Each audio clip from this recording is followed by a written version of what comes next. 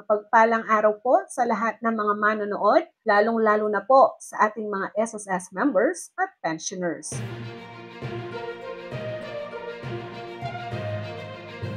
Makailan lamang po ang SSS ay naglunsad ng programa. Isa sa programang ito ay ang My SSS Card. Ang card po na ito ay isang functional ID with bank account.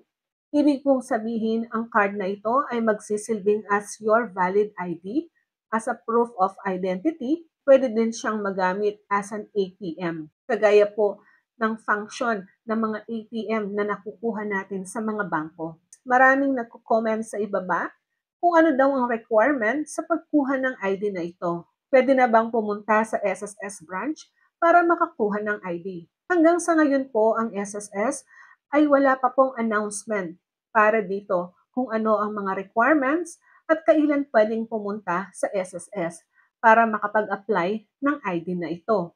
Meron pong nag-comment sa ibaba na pumunta sa SSS at nagtanong.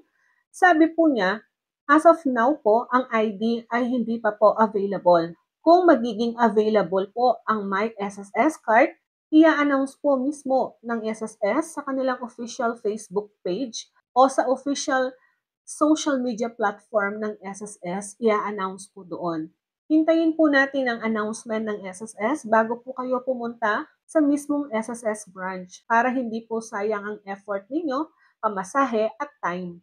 Para po sa mga wala pang UMID ATM pay card o kaya naman yung dating card na ini-issue ng SSS, as of now po, tinigil muna po ni SSS sa pag-issue. Either initial application o replacement po.